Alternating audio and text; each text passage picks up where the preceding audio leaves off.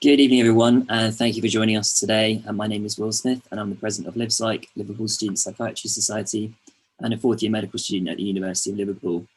A warm welcome to you all, and welcome back to some of you for the fifth instalment of our series, How to Be an Anti-Racist Mental Health Researcher, entitled Achieving Equity in Mental Health Research, What Needs to Be Done. Speaking tonight, we're excited to welcome Dr Shubulade Smith, consultant psychiatrist at the South London and Maudsley NHS Foundation Trust and presidential lead on race equality for the Royal College of Psychiatrists, and Dr Saiqa Naz, CBT Therapist, chair of the British Association for Behavioural and Cognitive Psychotherapies, and co-author of the IAPT BAME Mental Health Guide. We will also hear a reflection on what is said from Dr Karen Newbigging, senior lecturer at the University of Oxford and a clinical psychologist with over 30 years experience in the health and social care sector. We invite you all to join the discussion throughout with questions and comments. We would ask that you keep yourself on mute throughout. If you would like to speak or ask a question for any of our guests tonight, which are related to the topics of mental health, research and race, then please write a comment in the chat. We kindly ask that you help us keep this an open platform, remaining on mute throughout the evening and refrain from using the raise hand feature if you would like to ask a question. Questions this evening can only be asked by the chat function, which will be put to the speakers by myself. Just to make you all aware, we're recording this evening's event and it's being live streamed on YouTube. The recording will be made available to watch and share after the event's finished. You can also tweet during or after the event today with the hashtag anti-racist research. If you're watching by the live stream, there's a question you would like to ask. You can either add a comment to YouTube or tweet your question with the hashtag and we will try to ask it for you. Please note that if you're watching via the live stream and you want to ask a question based on something you've heard this evening, there is a short time delay between the Zoom meeting and the live stream. Now I'd like to turn our attention to our first speaker this evening, as Dr Shubulade Smith. Okay. Lade, are you there? Hello. Hello. Lade is a consultant psychiatrist at the South London Maudsley NHS Foundation Trust and presidential lead on the race equality for the Royal College of Psychiatrists. You can read her full bio in the chat or on our Eventbrite page. Okay, so good evening everyone, and thank you very much indeed to Vanessa and Will for inviting me to speak. So I'm going to talk for the next kind of 15-20 minutes or so about achieving equity in mental health research. And I hope what I'm going to do is illustrate to you, I'm hoping, what the problem is, and then put to you some suggestions about how we might be able to make a difference.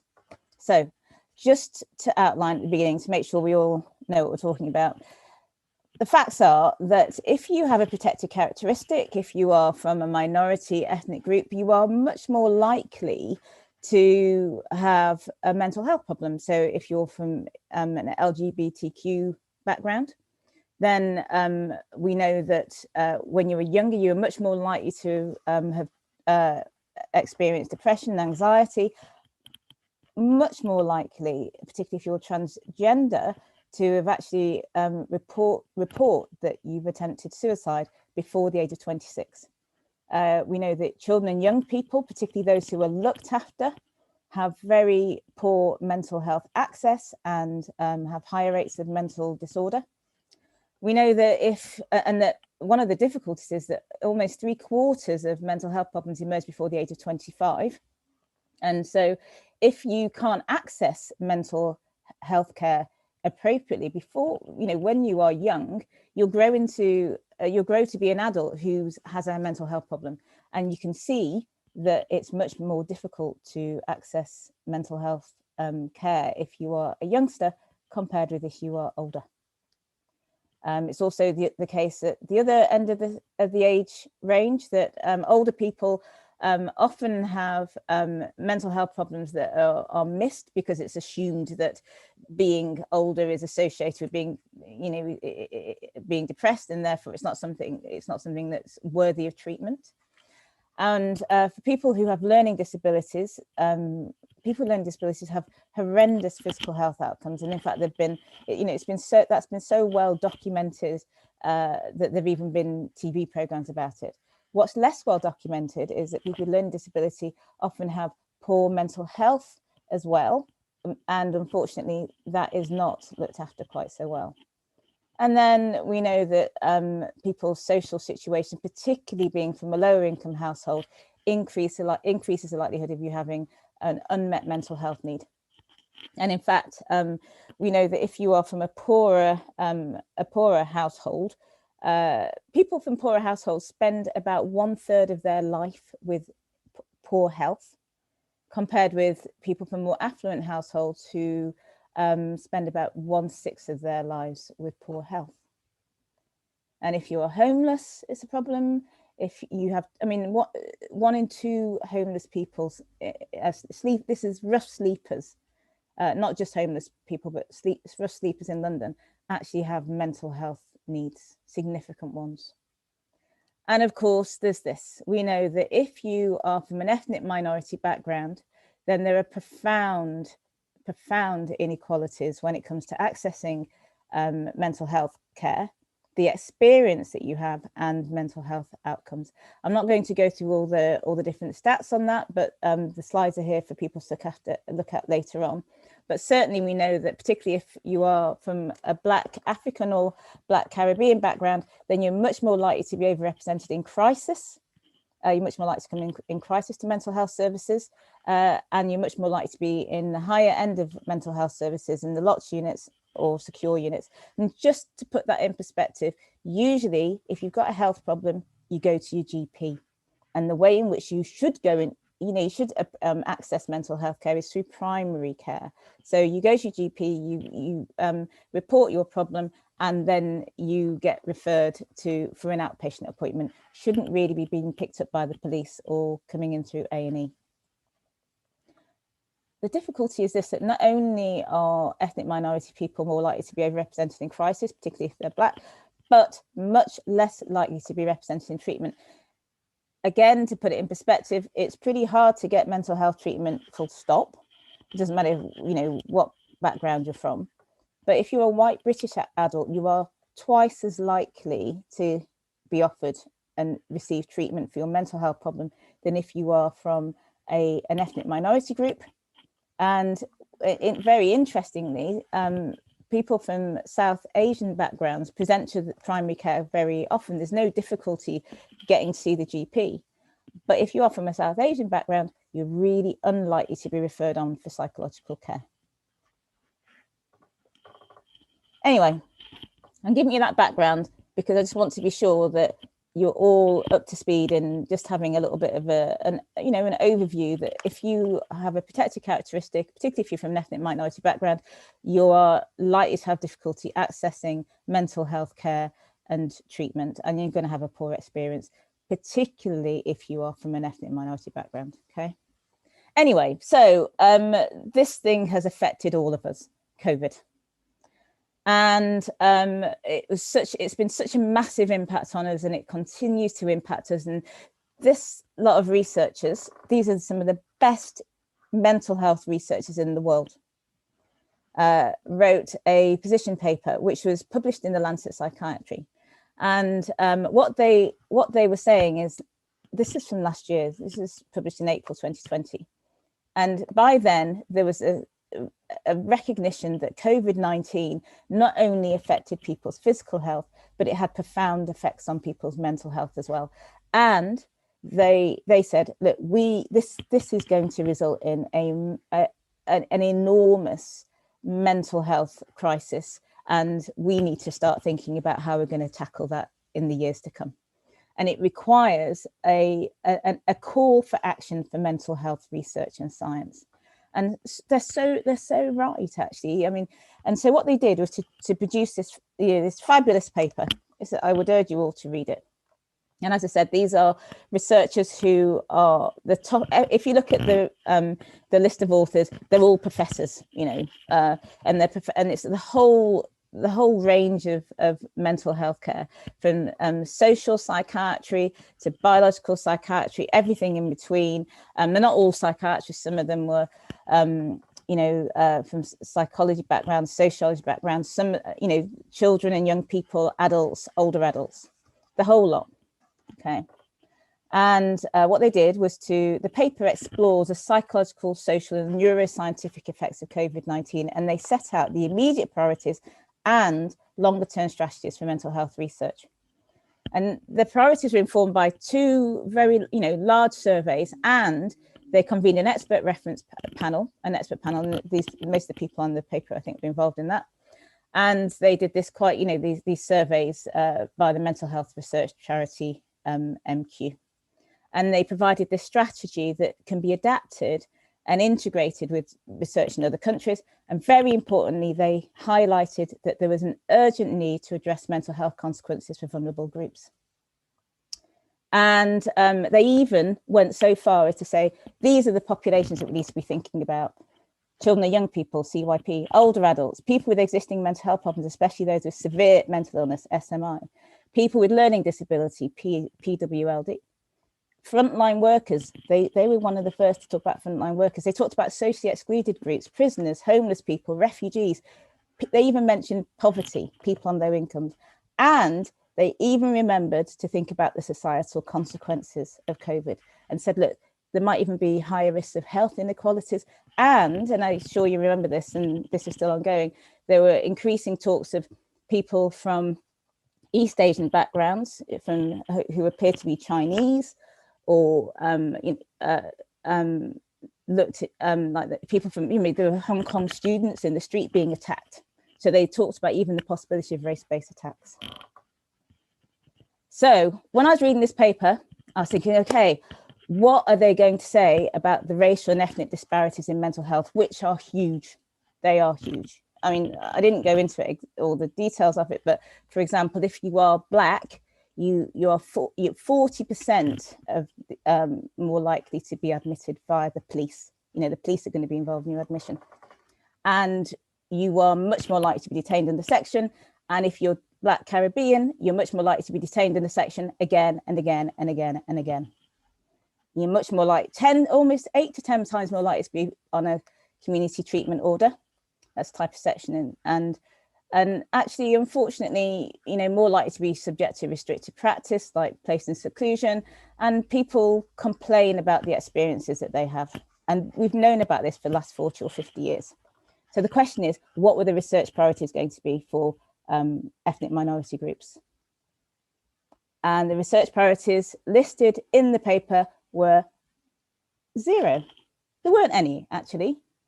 In fact, ethnic minority groups weren't mentioned at all. There were none. There were no research priorities. Nil, nout, not applicable, nothing. Not one thing, which is quite incredible when you think about the fact that if you walk into any psychiatric unit in any big city, a significant proportion of the inpatients will be from an ethnic minority group. It is one of the biggest problems that we have in mental health. But for some reason, ethnic minority people weren't mentioned. And I looked at the paper, and in fact, I did a control find. And actually, ethnicity is mentioned once, and it's mentioned in a list of things that you should perhaps take a note of when you are, doing your research, like, as a demographic factor, like age or gender. Okay. Anyway, this is just a quick thing, quick slide about bias in research, just to bring us up to speed. And you'll remember that researchers obviously bring their own ideas and prejudices and personal philosophies to any research that they do. And the very best researchers are really, really aware of this. So the whole aim of the research, a big part of the research, is to try to account for any kind of bias that you might have. And you can do that systematically. You take account of any bias that you might not realize you've got, and you try to eliminate it. And the very best research does that really, really well. And that enhances the research, and it means that you're going to have a much better outcome. And this I've just listed on the slide some of the ways in which, bias might occur. Before your trial starts, your design might be a bit flawed, your selection might not be great. During your research, there might be recall bias. The individuals don't actually recall what happened to them properly. Observation bias, the individuals they manage what they do, their behaviors, so that they behave differently because they think that's what you want. The researchers think, yeah, that looks like what we were looking for. It confirms your bias actually about the research that you're doing, and so on. And after you've done the actual data collection and you're doing your analysis, then you've got to take account of the fact that there might be some confounders. So there are all these different statistical ways of allowing for that. And of course, when it comes to publication, we all know negative studies are far less likely to be published, despite the fact they're really, really important to the science. We need to know that, guess what? Garlic does not cause, garlic does not treat COVID, for example. That's a useful thing to know. Anyway, so I was quite aerated about the fact that this paper had mentioned everybody else, but hadn't mentioned this massive group of people who have such significant problems when it comes to mental health care. And, I was born in Manchester in Whalley Range, and for those of you who know Manchester, and I've moved from Whalley Range. And when you move from Whalley Range is a working class area, and when you become a consultant, you become middle class. But I realised I was middle class when I realised I was so aerated by this. And so what I did was to write a letter. And what I did was to write a letter to the Lancet Psychiatry with some colleagues who are listed there.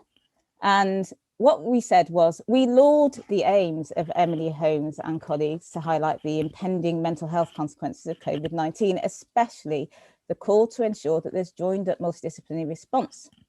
The authors note the impact of COVID-19 on vulnerable groups. For people from Black, Asian and minority ethnic groups, there are already significant mental health inequalities, and these inequalities warrant a specific research response above and beyond that expressed in this report. We were really quite kind, actually, because they hadn't really mentioned it at all. When I looked a bit more closely at the data that was used and the results of the data that was used to for them to come up with their conclusions, as I said, it was based on two large surveys, and an expert reference group, an expert panel. And one of the surveys was done by NQ Transformation and Research Charity. And they surveyed 2,000 people who had had contact with mental health services. 60% had had direct lived experience of mental health problems. The rest were people who were either carers or health professionals, actually.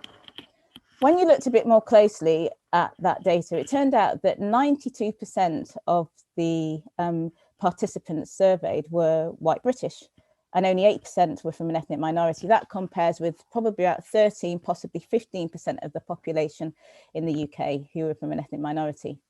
And it breaks down like this. So 3% were from an Asian, this is their categories. 3% were Asian or Asian British, 1% were Black or Black British, 3% mixed or multiple ethnicities, and 1% other. I worked out that there were about 160 people based on those percentages from an ethnic minority background. And of those, about 60%, as I said, had had direct lived experience of mental health problems. When you actually looked at the percentages, only 20 of the participants were Black, and therefore only about 12 of the participants were Black and had lived experience of mental health problems. The Ipsos Mori survey, which was the other survey, was of the general population.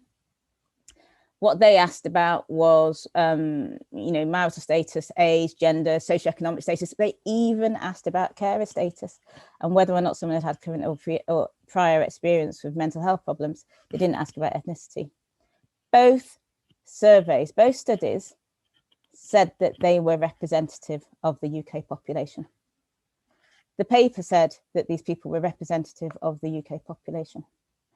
And so the decisions that were made about the research priorities were based on these surveys, which I would argue were not only not representative of the UK population, they were also certainly not representative of the population of people with mental health problems. So not deliberately, I know it's not deliberate because I know quite a few of the researchers who were involved in this paper, and I can tell you now they are some of them are some of the most thoughtful, compassionate, caring people who really are striving their hardest to try and make a difference to outcomes for people with mental health problems. But they still overlooked a significant section of the population who are at risk from mental health problems and physical health problems, actually, because of COVID. And therein lies the problem. This is not something that people are doing deliberately, I think, but it is something that happens all too easily, that people just get forgotten about. And that's that. If they're not sitting around the table, if they're not represented, then it's too easy to not know that they have a need and that they're there. So this is a paper, I'll talk about this paper quite a bit actually. And this is a paper that we wrote as part, it's actually part of it was a meta-analysis, systematic review and meta-analysis as part of the Independent Mental Health Act review. And essentially we were looking at ethnic variations in detention under the Mental Health Act. Okay, that's been done before. We did it again. We found the same old, i.e. if you're from an ethnic minority group, you're much more likely to be detained than the white British group. Although I have to say the good news is it's slightly less, the rates are actually reducing over the years. The important thing that I want you to note, though, is this. In addition to looking at that, we also looked at the explanations that were given by the researchers who had, written these papers about detention and ethnic minority status. We looked at the explanations that were given by these researchers about why they thought there were increased risks of detention if you're from an ethnic minority group. And what was interesting is that almost 50% of these papers either offered no explanation about why there were these disparate risks, or offered an explanation, but it wasn't actually supported by any primary evidence. And there was a range of kind of 24 explanations, 10 of which recurred again and again and again over the years. So, for example, there would be Smith et al. Found that if you were from a Black Caribbean background, you were 3 times more likely to be detained than if you were from a white British background. Smith et al. Concluded that this was related to substance misuse in the Black Caribbean population.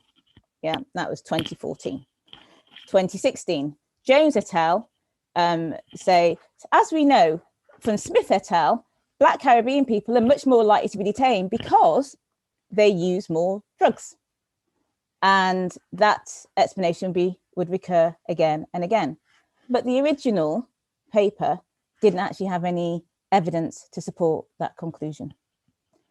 So we said you have to question the merit of, number one, actually employing a study design that isn't adequate enough to explore your explanatory, to explore explanatory factors. We also concluded that there was a number of untested explanations that were being propagated, and that they tended to deal with cultural and demographic bound assumptions of the minority ethnic groups. For example, more drug use and greater community stigma around mental health. And the problem with these untested hypotheses is that they are of very limited use, particularly because the other thing we found was that the explanations that were untested and unsupported were being applied to whole groups of people who were really quite different. They're not really related particularly. So, there was a failure to take account of the heterogeneity that exists within different ethnic minority groups. And using those assumptions in combined groups, and not just that, but also failing to understand the intersectionality, what does it mean to be a Black male or Black female and gay, and how that, and we know that intersectionality can actually increase risk of various health problems, how using those assumptions actually stopped further inquiry into why it is that you might be seeing the observation that you're seeing. And, we said that even the explanations that were being given, that were evidenced, were not followed through. So, for example, one of the common things it said is, well, you know, Black people have more psychosis. If you have more psychosis, you're more likely to be in hospital. That's why they're more likely to be detained. I'm just going to let you know this right now. In England and Wales, there are about 650,000 people with a diagnosis of psychosis. The majority of those people are happily walking around the street, well, actually being at home now, you can't walk around that much, at home, minding their own business, not being detained, not being sectioned. Just because you have a psychosis does not mean that you're going to be detained in hospital. That's not a good enough explanation for the higher rates of detention. What we said is that the nature and structures of the research process are subject to biases from the very outset. And without a response that specifically aims to understand the various health needs of different ethnic minority people, then the inequalities that we're seeing are actually going to be sustained and widened. And what we meant by that was this: if you don't recognize that a particular group have a problem, or you recognize that there's an issue, but you don't do anything about it because you erroneously, either because you erroneously attribute a particular problem and your intervention doesn't work for that group, then what happens is your intervention might work for one group but not another. This group A, gets better, group B stays the same or gets worse. And so not only is if there's an inequality that's sustained, but the gap gets wider and wider. I've just put this slide up here just to point something out to you. I'm not going to go through everything about discrimination and racism and all the rest of it. But no, they just want to warn you, got 5 more minutes. Okay, just to let you know. But just to remind you that institutional structural discrimination is very much exemplified by inaction in the face of need. So when you see that there is an inequality, a disparity, then really you need to do something.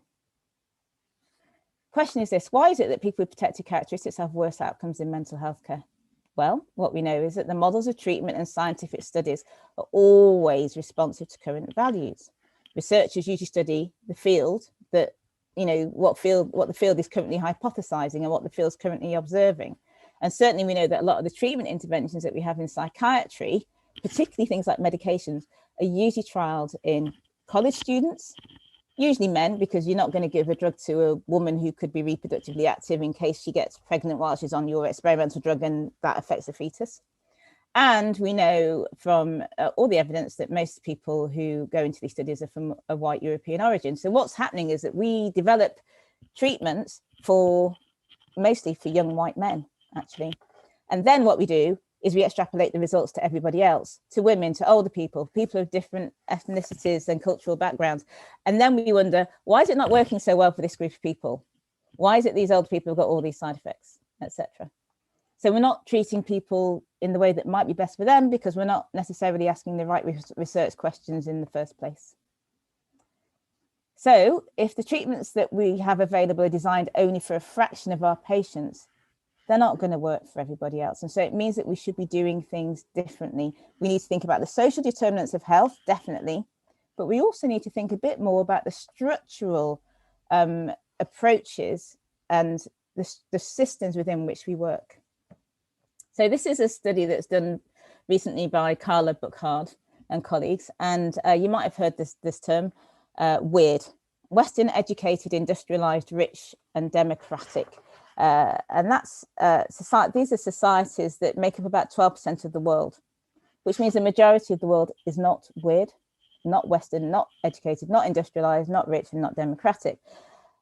And why is that important? It's important because most of the studies, certainly in mental health, the psychological theories and interventions that we have, they're based on development of weird societies. The genome-wide association studies, really massive studies that are ongoing at the moment, they're so exciting.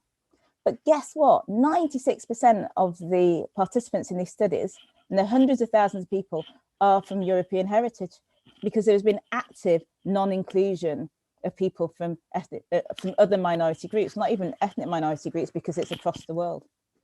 And it's interesting that the majority of human evolution, of course, occurred in Africa. There's vast genetic diversity in African population. So what it means is that there's a real unique opportunity to understand these evolutionary underpinnings of disorders that's being missed because African people aren't allowed to be in the studies. When it comes to socio-environmental factors, we know there's a tendency to always want to look for the single exposure that leads to a single outcome, but we know that it's really a complex, it's very complex exposure to different factors at different times, the point at which it happens to you, what the context in which you live is all really important. And Buchard et al. Talks about this exposome paradigm, which is thinking about all the different exposures that might happen to you at a particular time from when you're conceived to when you die, and how they are different for different people in their different social, cultural, and geographical settings, and that needs to be taken into account and can be.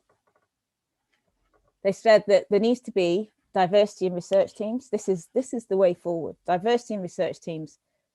These teams need to be appropriate for the social, cultural, and historical context and setting of that research, because you'll get better research ideas and designs and outcomes. You need to involve the local scientists and the local researchers and train people up so that they can be the kind of researchers doing the kind of research that you want them to do, and ensure that there's appropriate knowledge transfer so they're able to do that. They talked about ensuring that there's partnerships. You do that by having partnerships between these weird societies that have all the knowledge and the majority world. And funders should try and fund research so that there is cooperation and partnerships between the two groups, two types of countries. And we should be embracing the complexity of the environment. And they talk about this exposome paradigm. And I'd urge you to go and read their paper to find out a little bit more about that, because that can help to explain the variation in how socio-environmental factors affect different people across different social and geographical settings. And what we said in our letter year before, this is a bit more practical for the individuals, for individual researchers. What can you do?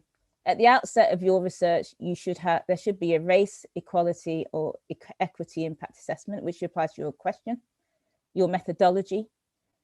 Involve academics and clinicians and other researchers who've got some expertise in mental health inequality. In particular, think about involving those people who you're going to be studying, who have lived experience in purposefully designing the research, and expect that your recruitment is going to be more complicated, and it's going to take longer, and it's going to cost more.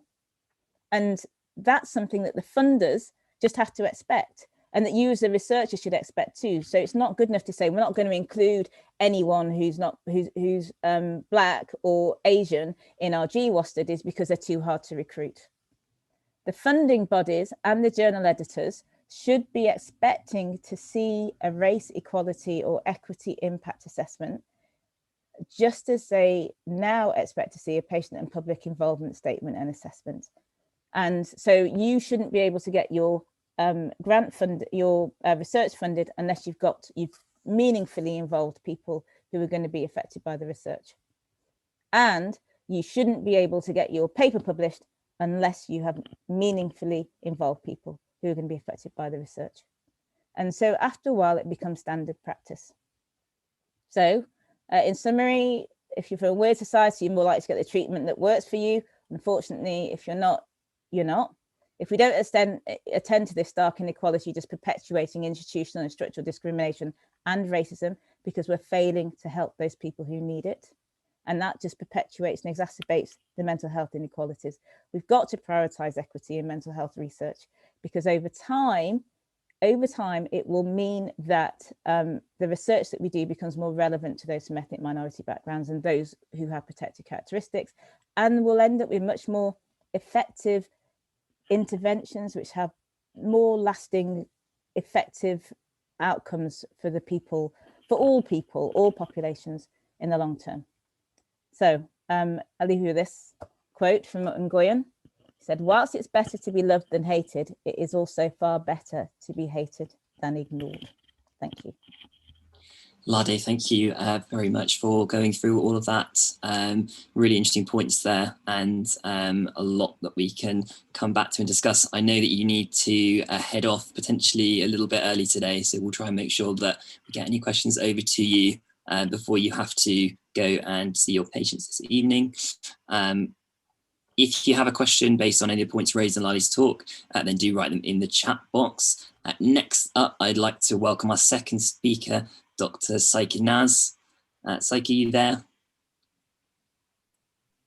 I am, thank you. Yeah. Hello, yeah, so Saiqa is a CBT therapist and trainee clinical psychologist. Yeah, she chairs the... a doctor yet, Will. She chairs the BAB CP's Equality and Culture Special Interest Group. She's the co-author of the IAPT BAME Positive Practice and on the board of editors for the Cognitive Behaviour Therapist and Behavioural Cognitive Psychotherapy journals. Again, you can read her full bio in the chat on the event page. Great, thank you.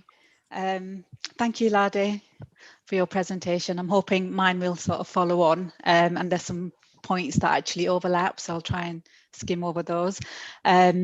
So I chair BABCP's Equality and Culture Group, and when I took over as chair, my remit was to do 2 events a year, and I think we've done far more than that. A lot of our articles are shared in BABCP's quarterly magazine, which is for members, and a lot of my ideas are passed through there. It just saves me doing Harvard referencing or APA referencing, I guess. We're able to get the ideas out a lot quicker. So these are just some of the titles or some of the articles myself and some of our colleagues from BABCP have written to try and address, I guess, the gaps in literature and in practice, so that we can start improving cares for all of our communities. So why did I start writing? Actually, that middle photograph sort of says it also. With the 2 events, we used to have poor turnout, and we were always on the cusp of having to cancel the event. So you'd put all this effort and energy into planning, trying to get speakers, finding venues, and then we were always on the cusp of having to cancel them because of low uptake. But at the same time, I was adamant that we weren't going to cancel any of our events. So one of the events, I found out the Writing for Change event, actually, and that's why today I've actually titled my presentation Writing for Change, had to be cancelled from the bigger venue, and I managed to find a small cafe with a little room, and we moved into that room just so that we didn't have to cancel the full event. But we've got progress now. Our next event is about supervision and working with minority groups and supporting therapists. I mean, racism and discrimination is a big problem in mental health towards our members. You know, I've been trying to support our BABCP members and actually therapists from within the psychological therapies profession, so there's a broad range of them, supporting them as well. But I think we've got some progress now where we're trying to recognise there's a role here that supervisors can play to bring racism into the supervision and the supervisory relationship. I guess a lot of my work has been done on Twitter as well, so I've tweeted a lot because that was my platform. I didn't really have anywhere else to go with the work, and I think it was an accumulation of the articles and tweeting and raising awareness that actually we were given this opportunity to write the IAPT BAME Positive Practice Guide. And this is the second version. There's a first version and it was printed in 2009. And we were able to consult a wide range of people from different communities. And this one on the top left-hand side is a photograph of Black men. I just remember walking into this walking room and I'm thinking, gosh, you know, you're not hard to reach. There's a group of them, there's some not on the photograph there, but that day was quite special for me because I thought, we've got your blessings. Their ideas are in the guide, so I'm very vocal about the guide and I am very pushy about the guide, not because I've been involved in writing the guide, but actually we consulted people and we've got their blessings and we've got their voices in there. So I think if you're ever going to co-produce anything, sorry, my voice is going and I'm fasting and I can't drink water. I think if you're ever going to co-produce anything, then please make sure you implement their ideas, because all of these people, somewhere along the line, some of these people were carers, some of these people lived experience themselves of inpatient as well wards. They have been consulted in the past and nothing's come of those. So they're giving their time up and their ideas. So the promise was that this guide won't gather dust.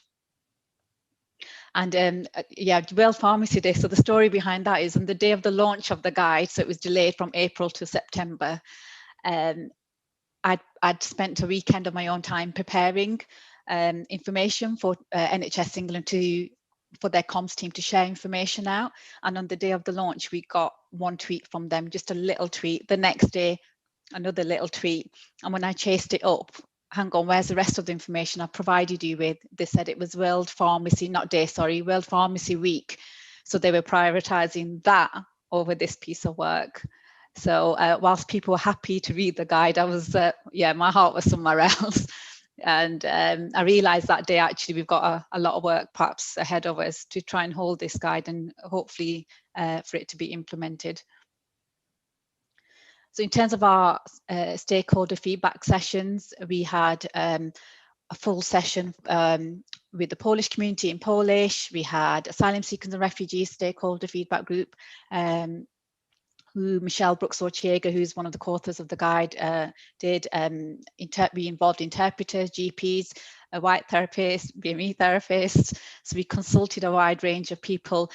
We turned this guide over in 3 months. So it was quite an intense 3 months on top of your day job as well. But once we actually had a second round of focus groups just to ensure that we'd captured people's ideas, actually. So we developed the guide, we took it into the community, got people's feedback, incorporated it into the guide, and then took it back out again. And then leading on from that, just before the guide was launched, we actually, the Cognitive Behaviour Therapist Journal, launched a special issue on cultural adaptations. And this is the first time many of us had written for the first time, because to be honest with you, it wasn't something that was ever in my mind. I just wanted to be a clinician. When I was at university doing my undergraduate, I wasn't bothered about this SPSS stuff and statistical stuff. I just wanted to be a clinician. And I think over the last couple of years, I've realized the power there is in research. Like if you can get the research right and inclusive at the beginning, actually, it'll just save time for clinicians like myself, because we've been doing this work in our own time. So I took the, this is young Arisha, she insisted on taking a copy of the special issue booklet when I was in Pakistan doing some teaching last year. I was invited there for a conference, and she can't read English. But I just think that actually not only are we thinking about people in this in our country here, but we need to be thinking about low and middle income countries, and how does our research support them? How can we collaborate with them? Because we can also get information and knowledge from them. So just coming back to what Lade was saying about knowledge transfer. So just some acknowledgements for the next few slides. So Richard, Steph and Ned from the journal have provided the following information. So on the back of the special issue, these are some of the most read articles to date for the journal. And most of these, apart from one, are part of the special issue. So just let you have a quick read. I don't know, Andrew, you might want to tweet this out. That's happy for you to do that if people want to read. Okay, and if you think, so the special issue came out in January 2019, we had the launch event. This year alone, these articles have had far more views. So something's happening, there's a shift here, actually. And I think it is on the back of perhaps COVID-19 and Black Lives Matter, people are starting to realise that. The sheer inequalities we have in society, and how can we've not seen these before, and actually waking up a bit. So we've been able to fill some gaps in literature. Obviously, there's more to do. In terms of, let me just minimize my face. This bottom graph, I guess, if you look at the special issue to date, it's had 59,842 views to date. Any other articles are 23,356. So again, for me, that would just show that people are interested. There's a need there, and actually, if as researchers we can produce materials, they will be read and hopefully implemented. in terms of the geographical distribution of the special issue, or the cognitive behaviour therapist journal, sorry, we've got agreements. Cambridge University Press have got agreements in Middle Eastern and African countries, just to they either heavily discounted or free, so to support those countries to have access to the articles. But the readership is still sort of UK, Australia, United States. So again, there's some work perhaps for us to do in those countries. And the other way that we've been disseminated, just bearing in mind that we have to do this in our own time, is just blogs and podcasts, just to raise awareness. You know, they're just quick ways of getting your ideas out. So if you do write an article, so with the Behavioural and Cognitive Psychotherapist journal, we have like an article of the month. So what you would do is you would submit an article, you pick one and you write a blog about it, and then we share that. So the question comes back to, do you want to work inclusively? And I think you do, but I think when we're working with people from different communities, it seems to create some anxiety. In clinicians especially, I've seen that happen quite a lot. And we have these what if thoughts. So what if I offend them? What if I get something wrong? It creates anxiety, it leads on to avoidance behaviours, and then we're just looping around all the time. So this diagram here is taken from one of the articles that we wrote for the special issue journal. So we have to think about, how do we come out of this loop actually, to give ourselves the time and the confidence to be able to work with diverse communities and involve them in our work in a meaningful way. So coming to some practical steps, I guess, you know, I think some of these are very similar to what Lade was saying around investment. You know, we can't keep doing research, ad hoc pieces of research. We need good investment to try and level up and actually catch up, because people's mental health's deteriorating. That's not going to stop whilst, you know, funding comes through. And you can't just rely on goodwill. So now I'm doing my clinical psychology training. I literally do not have that much time to dedicate to writing articles, and we have to find other ways of doing this. So people who are already commissioned to do research and trained to do research are in a better position to do this. We do need to be talking about ring-fence funding to enable you to do the work and set targets for accountability. It's always good to hold ourselves to account and each other to account as a profession. So I can't see why that can't be done in research. Thinking about the representation in the workforce and the design of your studies, who's missing. So for example, on the journals, the BABCP journals, myself, Michelle, there's people from other countries who were part of the board of editors. I guess we're each able to bring different ideas to the table. And that doesn't mean that I know everything, I absolutely don't, but I can bring something to the table. Mentoring, so we've been doing some mentoring of our members in the Equality and Culture Special Interest Group, but we're with the TCBT journal, we're actually having conversations with them. So Richard, who's the editor-in-chief, has a conversation with somebody, they start to write their ideas. They actually need emotional support sometimes, because it's the first time they're writing. They might not have the confidence. It's not that the ideas aren't great. Often they are great. It's just that they're lacking confidence. So we work alongside them whilst they're writing their piece of work to provide them with that emotional support. And then when their journals are shared and out in the public domain, we're actually tweeting about them and trying to get them out to a wider audience for them. We don't just ask for submissions and then leave the authors to it. And I think in my kind of experience, we're looking at a turnover of maybe around 12 months for first-time writers or people who are doing this just in their spare time. But if you are going to be mentoring, please create space for experiences of racism, because often those are why people lack confidence. Thinking about building your confidence, co-production, right from when you're starting to think about ideas, from when you put your bids in. But also, I guess people are able to bring their ideas. They can help with recruitment, dissemination, and you need to be thinking about implementation. So with the IAPT guide, and I think others just genuinely thought the ideas are in this guide, they'll be picked up and implemented, and you know, I'm going to get on with my hobbies and interests. So that was what I had in my mind, and it hasn't panned that way at all. We've had to do loads of work around it just to hold on to it and push for it to be implemented. And I think there's some movement happening now, hopefully, We'll find out more soon. But I think if you're producing a piece of work, you need to be thinking about the implementation phase as well, and actually taking it to conferences and having conversations with therapists, for example. And I guess self-care is very important when we're working with anti-racism work. It brings up all sorts in us. I mean, there'll be times in the middle of the night I've been wanting to send some emails out, and I have to just sit on it and, you know, really get wound up, upset or frustrated, or when you're gaslighted and somebody gives you hope and then you're waiting for something to come of it and it doesn't happen.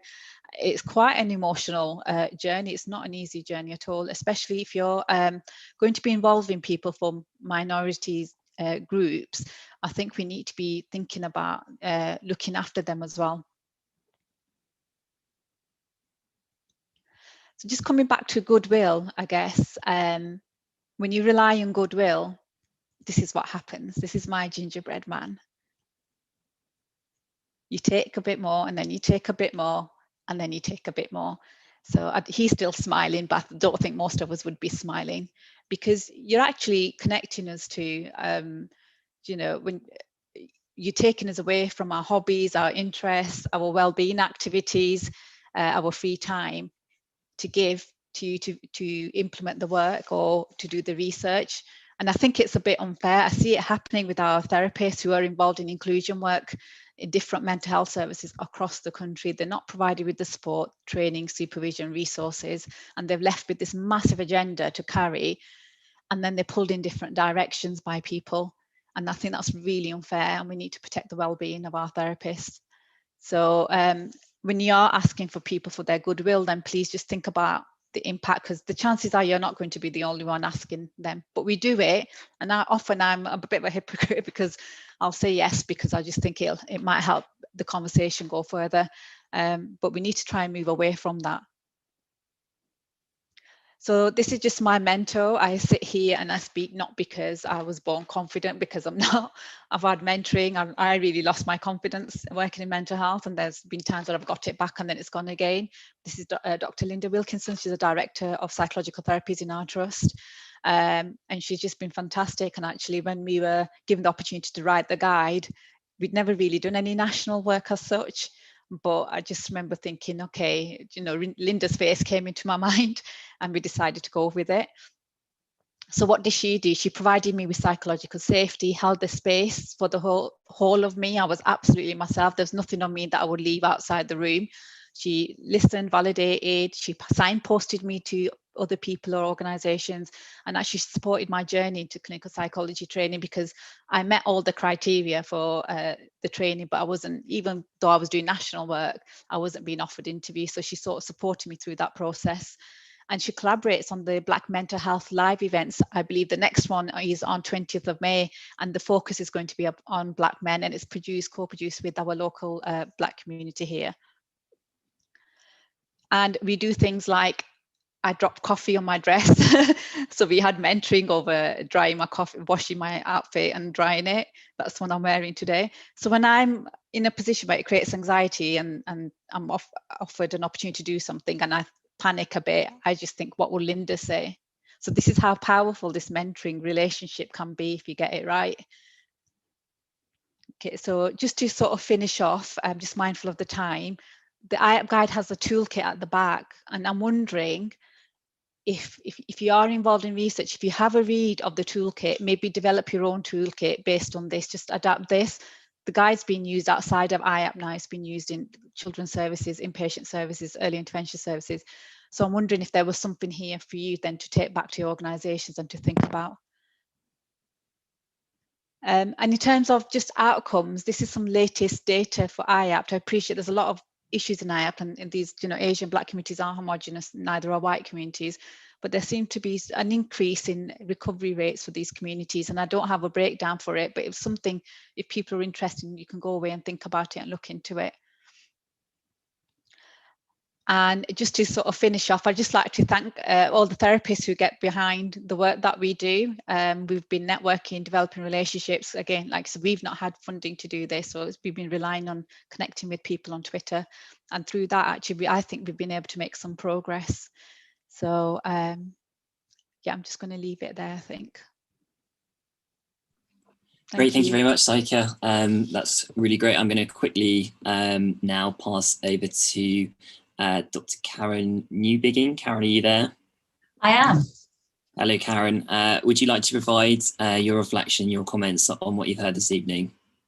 Yeah, no, I'm slightly overwhelmed, but really pleased to. And I'm reminded of a kind of well-known quote, actually. Lade ended with a quote, and that is, "The way to right wrongs is to turn the light of truth upon them," which Ida B. Wells, who was a Black investigative journalist, said several decades ago in the US. And I just think we've had two really thoughtful, excellent presentations that have, I can see in the chat, that have been well received and have thrown up many questions and maybe some kind of challenges too. I'm going to pick up maybe some kind of particular themes. I don't have a lot of time, and I don't want to take a lot of time, but I wondered if, in fact, what we had was kind of two halves, so that what both I felt that both Lade and Saiqa were speaking to was actually a problem that we have in mental health research, which is really about epistemic injustice. And that arises because power and knowledge, as Foucault famously said, are inextricably linked. And so what we have had is this kind of systemic exclusion, silencing, and discrediting of people. And the MAD Studies group in Canada have given voice to this, and there is a voice given to this in relation to mental health, also from and in relation to race, from Black activists and from feminists, and people writing in terms of sexuality and disability as well. So we have certain perspectives ignored, excluded, or not given credibility. And that was brought home to me many years ago, because I'm slightly older than some of you. I think we're talking 14 years ago, when I gave a presentation of some work that we'd undertaken around advocacy with African and Caribbean men to the Campbell Colloquium. And the critique of it from participants in the audience was about bias, and the fact that actually we'd really closely co-produce this kind of piece of research. So the kind of undermining of knowledge and whose knowledge counts, I think, is critical. And Lade's presentation, I thought, spoke very clearly to that. I think that mental health research in general has some problems that maybe we also need to surface. And that is that it's been largely focused on individual factors as opposed to social factors and structural factors. And I think it's coming to the table now, but it's been very late in the day. I think we've also got a privileging of quantitative research. Quantitative research is really useful in knowing, as Lade said, randomized control trials, does this work better than that? But it's very poor at explaining what's going on, what the processes are. And I think when we're talking about equality, we really have to get into processes in research. We have to get into narrative.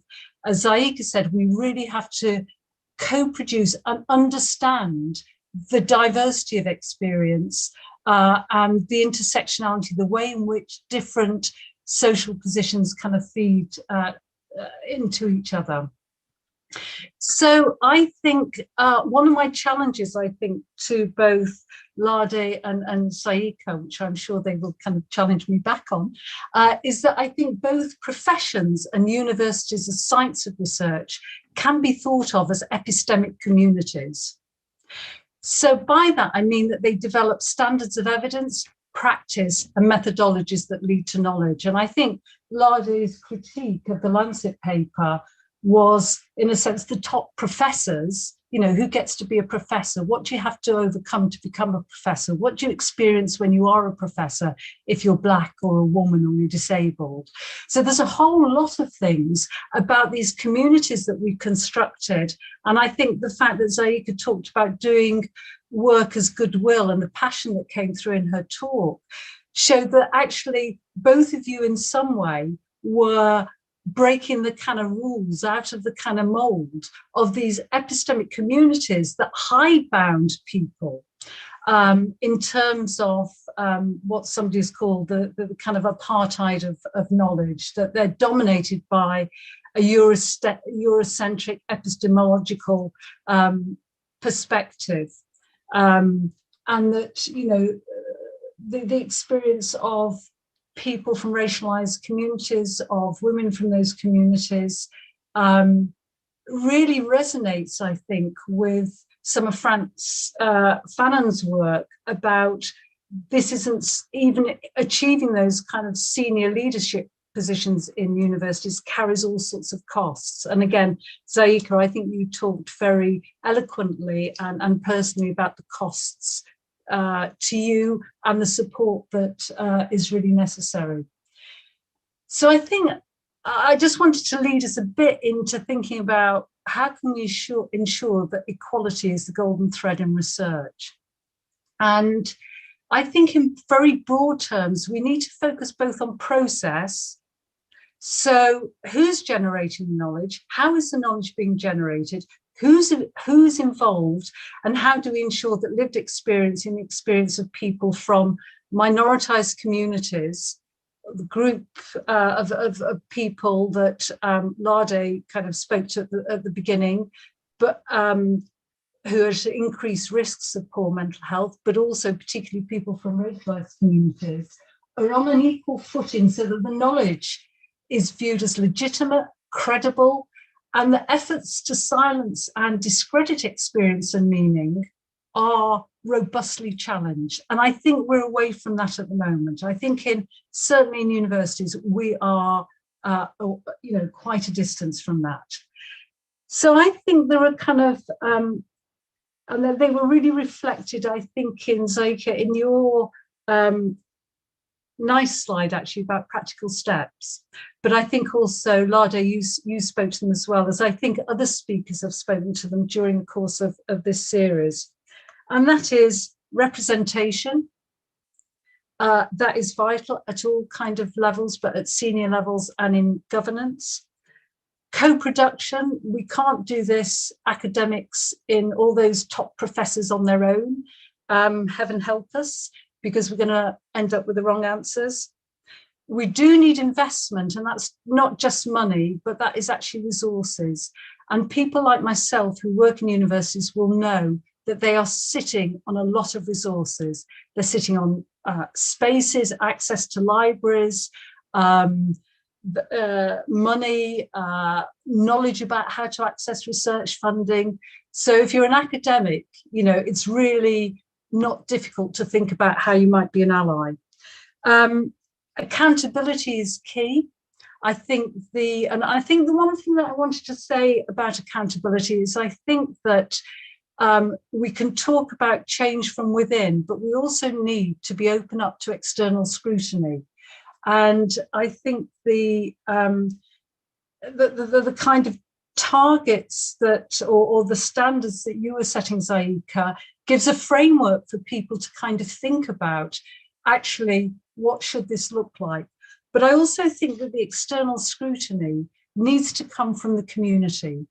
I think I don't know if other people are fans of Ibram Kendi, but the fact that he has set up a Centre for Anti-Racist Research at Boston University, which is both trying to generate new knowledge in terms of content, but also really reflecting on the kind of process and structures that are going on, but it's external. It's not part of, if you like, the profession or maybe kind of other universities, although it is part of Boston University.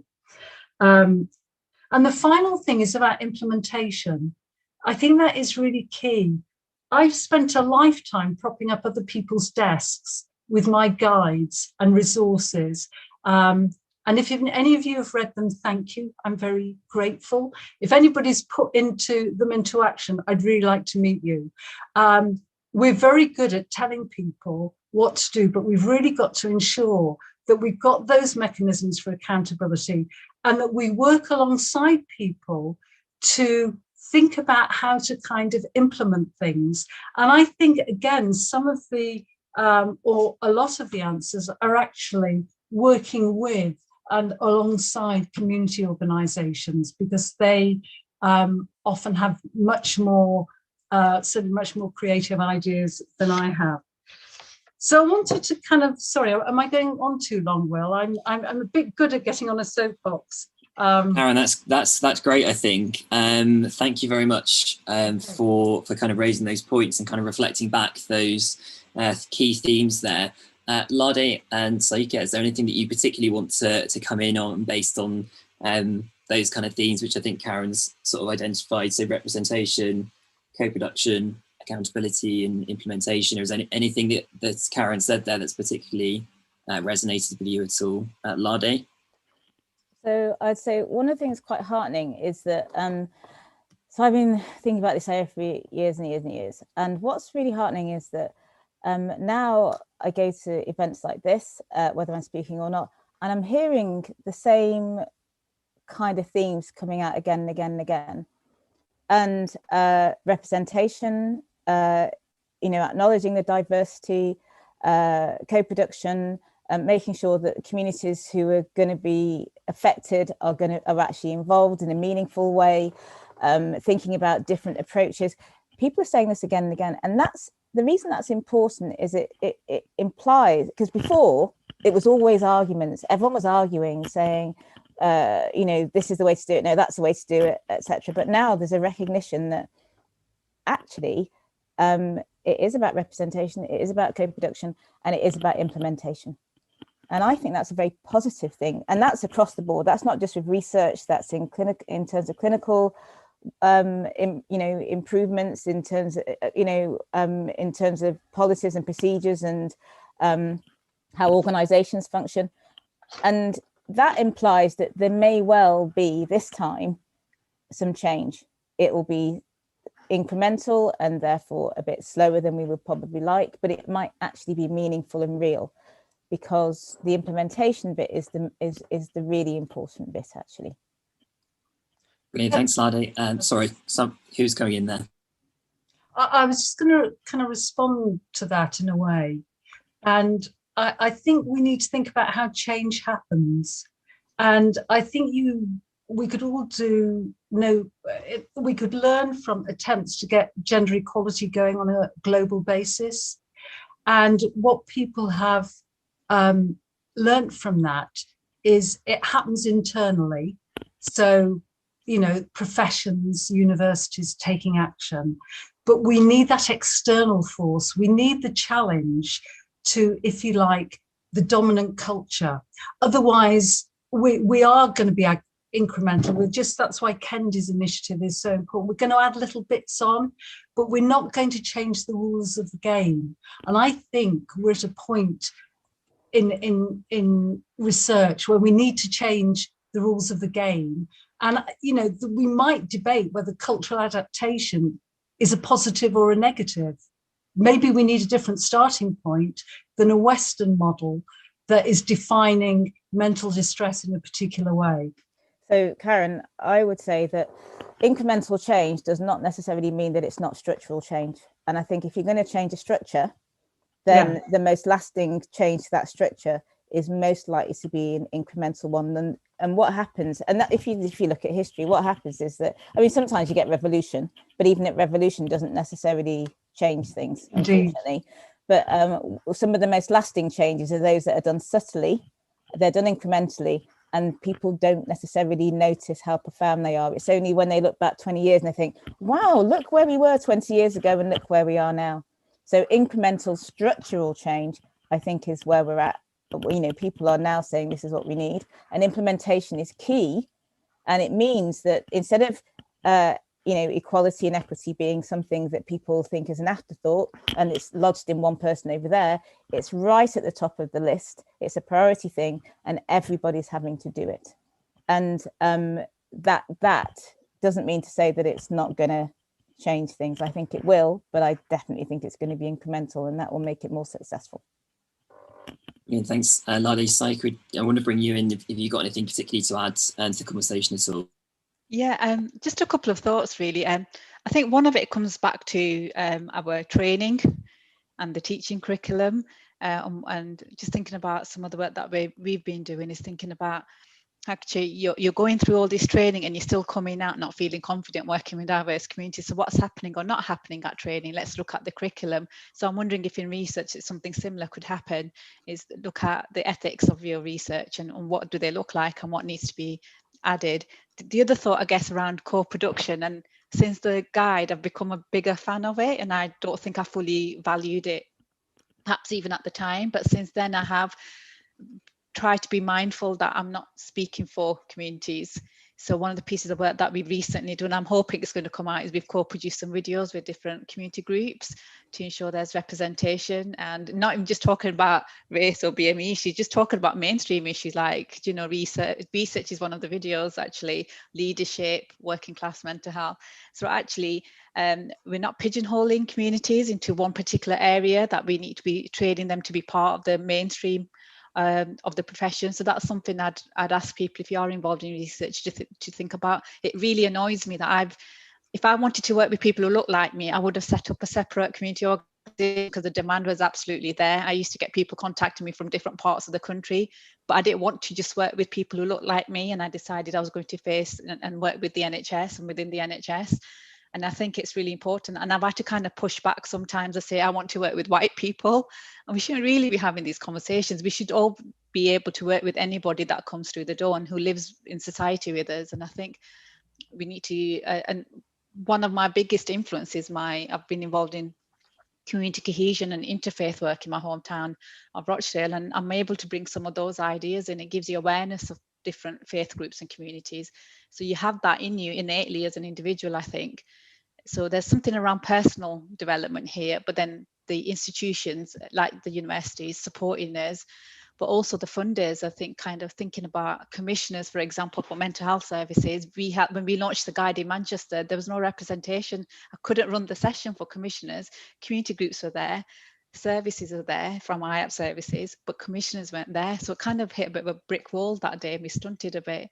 So it needs the buy-in of everybody at each level. I'm hoping, actually, Lade, that's something that we can be thinking about in the observatory, that might, because it is independent somewhat. Yeah, well, actually having the decision makers on board is crucial.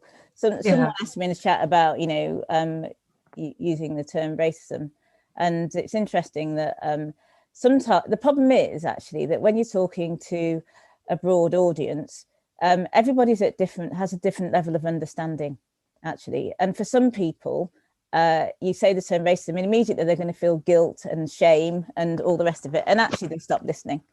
And I don't need that anymore. I'm of an age now where I need things to change. And for things to change, I need people to listen and understand that actually it doesn't take very much of them, especially if you're in a very senior position. It doesn't take very much for you in a senior position to make a massive difference to someone's life. And actually, Saiqa, you described how Linda really has supported you over time because she's chosen to do that. And it's a choice for her. It was different for you. It wasn't a choice in the same way. And that can be done not only on an individual level, but it can be done on an organizational and institutional level as well. Because in organizations and institutions, it's about the policies, the procedures, the processes. And you have to decide that you're going to let those change. Someone else in the chat has said, oh, the Mental Health Act review, that didn't mention racism. It's all over the Mental Health Act review. You just haven't read the right bit. What you need to do is to go to the Marat report, and it goes through all the different sociological research and everything else, actually, because it's crucial. It's crucial to make a difference to people, because what we realize is that actually these are societal problems that have been going on for years and years and years. Making a little bit of a change to a law isn't going to make any difference. We have equality laws already, it doesn't make a difference. But we do need individuals and institutions, particularly those people who are the decision makers, to listen to the problems and to realize that it's not just listening to the problems, to realize that there are solutions. And it means it might mean giving over a little bit of power, but they're still going to be in charge. That's the truth of it. Lade, I'm conscious that you said you might need to leave. Have you got any time to answer any questions, or have you got to? I've got literally just under 5 minutes. Okay, fine. We're going to ask you some questions if that's all right with Saiqa and Karen as well. So first question for you, Lade, is you mentioned some equity impact assessments. Are there good templates for those that you find useful, or things that you can recommend? So the honest answer is no, there aren't any particularly good ones. Oh, well, actually, there are equality impact assessments. The idea of an equity impact assessment is something different. So equality is when everyone gets the same thing, as you'll know. Equity is when people are given that which they need to thrive. And so an equity-led assessment is actually a bit more, it's more nuanced and slightly more complex than an equality impact assessment. Some areas are doing equality impact assessments really, really well. And some areas are now stretching into doing more equity impact assessments. So I have to give a name check to a guy called Matthews Karofsky, who works at SLAM, actually, that's South London Maudsley NHS Trust, where I work. He's our equalities lead. And he has developed a template for assessing equity for our policies and procedures, which is really, really, really useful. And I'll have to ask his permission to share it. But individuals are doing this pretty well. But I personally haven't seen an organisational approach that's a really good approach yet. But other people might have done. Brilliant. Perhaps a project for somebody to undertake. Next question, do we need more BAME researchers instead of checklists? With obvious interest in this area, most people try to remain in the mainstream areas due to funding issues. So do we need more BAME researchers instead of checklists? Well, obviously that's a yes. But the thing that's really important is this. You can't what the mistake sometimes happens is you get really, really well-meaning people or organizations that think that we're not diverse enough, let's just bring in someone who's a bit different, bring in a Black person or an Asian person, and that will help our diversity and it will make all the difference. But then those people are not supported to be able to actually thrive, and you need to grow researchers, full stop. And that's not just the kind of, there are some obvious things you have to learn, but there's also lots of intangible things to do that you learn when you're sitting around a lunch table with people. But if you're not invited to sit around the lunch table, then you're not going to learn it. So it does require the recognition that you have to grow researchers and you have to grow them well. And so, there are researchers out there who are from Black and Asian and minority ethnic groups, but there are also younger people who need to be developed so that they can be really, really good researchers. That's brilliant. And we've got another question here about being BAME and in research, saying that because society itself is institutionally racist and the world itself is in many ways colonized, that those biases can still filter through to anybody, no matter who they are. Do you have any thoughts on that at all? And kind of, you mentioned identifying your own biases in your presentation, Lali, so I don't know if you have any, if you have any of those kind of issues or you're aware of that at all. Yeah, so obviously we are all brought up in the same world, and we all have to, so I'm just plugging my computer in so I don't conk out. We're all brought up in the same world, and the societies in which we live, doesn't matter where you are from in the world, there is this hierarchy that exists.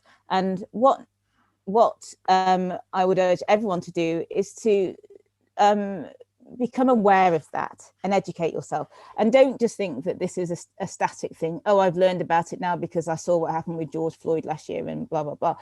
It's an ongoing learning and understanding. And you have to practice.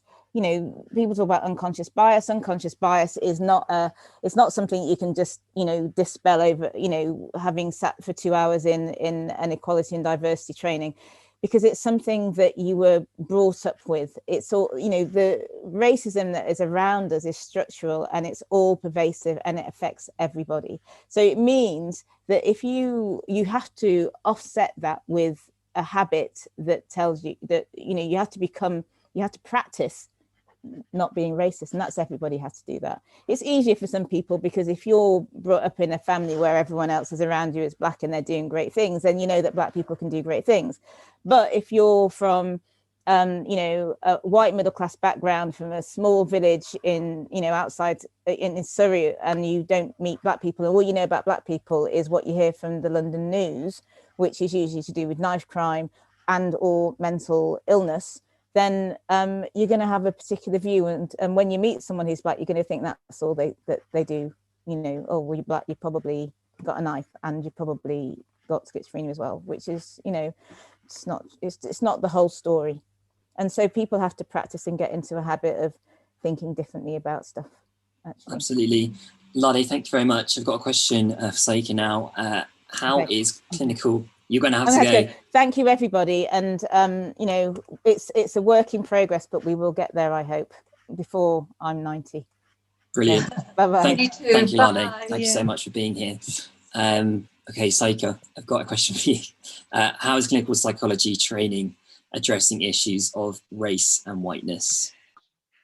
You know, I once held a conversation on Twitter for about 18 months because I went to an open day thinking, what is it that you're looking for? Because, you know, I've got my 2-1, I'm, you know, written articles, I'm doing lots of other work, but I'm not being offered interviews. And at one point I had given up, but some psychologists I know were encouraging me to apply. And so obviously I was feeling frustrated. I don't think I was acting entitled, but I was thinking, what is it that you're looking for? What is it that I'm not getting? I went to this open day and they said, oh, why are BME people not applying? And I thought, are you kidding me? And so I sent this long tweet out thinking, shall I respond? Shall I tweet something? Who's going to read it? Is it just me? And I thought, well, it's your space, tweet it. If somebody wants to read it, great. If not, doesn't matter, it's still your voice.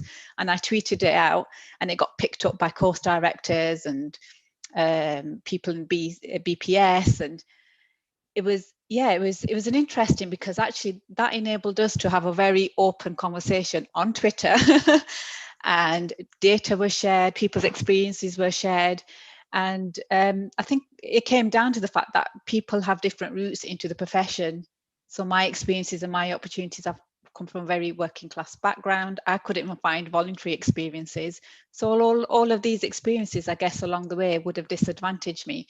And when I was contacting BPS for some support and guidance, I wasn't getting anything back. People are too busy. And it was because of IAPT, I think, you know, that is the reason I'm in the NHS is because of IAPT. So people have issues with it. I appreciate that. But actually, we've been able to do some good work in IAPT. And it's given people like myself and other people from working class communities and other marginalised groups an opportunity to work in the profession. So in terms of what's happening now, I think there are things happening. So there's EDI leads, I think, in courses now. I think the equivalent of Band-Aids for a year, though.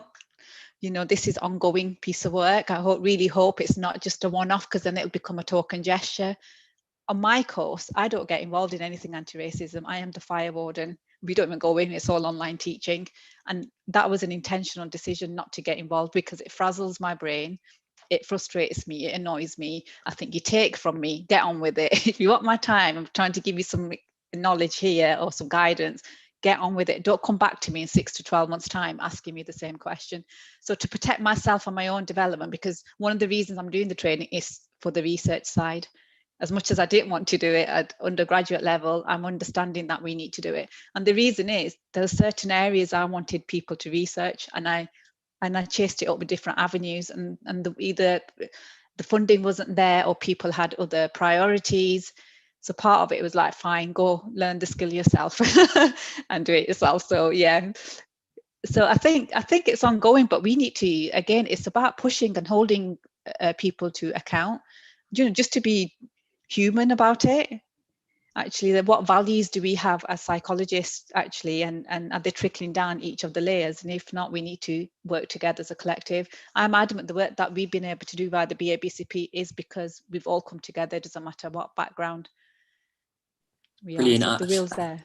Yeah, I think you kind of touched on this a little bit about sort of frustrations and ambivalence. So do you think that when people are involved but they cannot see that their involvement, do you feel like that leads to ambivalence and mistrust? I think because you talked a lot about co-production, that's something that's been raised sort of throughout the series as a way to do anti-racist research. So is there an ambivalence there about research with a sort of lack of connection with the output?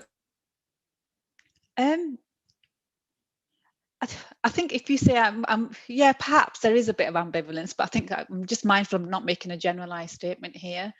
And I think sometimes it's to do with the resources. It comes back to that funding and resources, and just thinking about what Karen was saying as well, that if you're in a position and you know what, I don't know what resources you've got, but you do, actually. So it doesn't matter what colour you are, you know, there's a role here. We've got a job to do as a collective, actually, and individually we can take responsibility from some aspect of that, and then coming back. And events like this are really great because it enables us to connect together and hopefully share ideas. I'm hoping people are sharing their ideas and their work in the chat, actually, just to make others aware of what they're doing. And we need, it's that bit like dot to dot, isn't it? We need to start connecting the dots and see where the gaps are, I think. I try and take a more, I get frustrated, I get upset, and but I try and take a more, I have to sit on it, and then I'm like, what's the most compassionate response? Like, go with the most compassionate response. And that's what I try and do. Yes, and I liked, you know, talking about your mentorship as well, you know, thinking about that being such an important thing is how to respond to certain issues. I want to just bring Karen in now. We've got a question before. Karen, I think in your reflection, Karen, you were talking about the decolonization. Do you feel like the term decolonization of knowledge covers everything that you were suggesting there in terms of the sort of 4 points that you raised there? I mean, I'm not an educator, I'm a researcher, so I wouldn't say that I was completely au fait with the extent of decolonizing knowledge. But I suspect it's more than that. I mean, in universities in general, there is a concern to decolonize knowledge, but I don't know how much it's a kind of add-on rather than kind of fundamentally getting to different forms of knowledge. So, you know, I think one of the issues that Saiqa, you raised was about, you know, global mental health. And I think, you know, that there's a real issue for us if we are uncritically taking models, theoretical models, practical models, models of intervention that we've developed in the West on, as Lade said, predominantly young white men, and then we're exporting them. That is a clear example of colonization. If then in those universities in the UK, we're trying to decolonize stuff, or decolonize the agenda by adding bits around the outside, but we're not fundamentally engaging with different forms of knowledge, African models of mental health, Indian models of mental health and well-being. I previously did a research study looking at investigating and exploring with colleagues from racialized minorities how Chinese and Pakistani communities understood mental well-being, and it was very different from each other and very different from the majority population, and there were gender differences and some age differences. So, you know, I think what I'm saying is I don't fully understand what it means, but my suspicion is there's something that's not really maybe fundamentally in mental health, engaging with different frameworks and thinking about mental health. Brilliant, thanks a lot, Karen. I'm going to lead us to a final question now to bring you back in, Saiqa, as well. So we want to ask you, can detrimental mindsets of institutions be changed, knowing that epistemic kind of injustice is prevalent? So can detrimental mindsets of institutions be changed? Just coming back to what Lade is saying, I think change takes time. And so long as we're working towards that, I think that is the most important thing, you know, long-term change. It doesn't happen overnight. And I have to admit, with a guide, I thought, you know, this is me done. That's it, we've done it, the change is going to happen, and it hasn't. And I think that's just the way of the world. But I think we need to keep pushing. But this is where the self-care is really important. Know when to dip in and know when to dip out. And I think that's really important, because it's a life. One of my white counsellor friends who is in their late 70s, and she said, Saiqa, racism's always been here and it's not going to go away. It peaks and troughs and stuff, but it's here, and it's going to be a lifelong commitment. Whereas I just wanted to be over and done with it because my experiences of racism have happened in the NHS. They don't happen outside in society. So for me, it was something very different and very new. And so I think, you know, events like this bring us hope, they bring us together, see where we're up to. review where we're up to. Okay, what are the next steps that we need to take? So kind of thinking a bit more systematically, as well, as there's a lot of emotions involved with this work, but it's all of our responsibility, I think.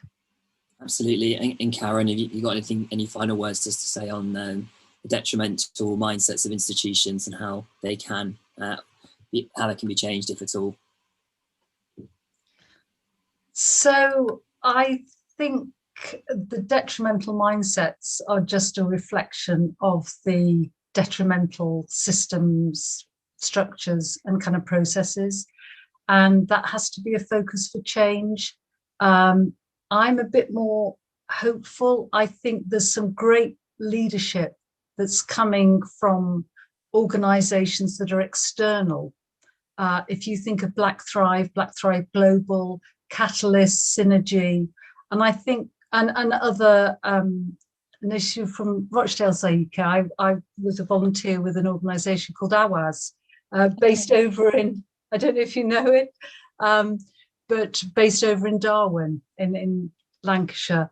And I think organisations like that, it's really important that they are part of the movement. We mustn't give all the power to the decision makers. These communities and these organisations are showing leadership, and they have power too. And we need to think about how they can be, how we can work in partnership, but also how we can open up opportunities that may be in our grasp that actually could be in their grasp too. Karen, thank you very much, and thank you to everybody for being part of today's discussion, both on Zoom and those watching via the live stream. A special thank you again to our speakers tonight, Shubulade Smith, Saiqa Naz, and Karen Newbigging, for their thoughts and comments this evening.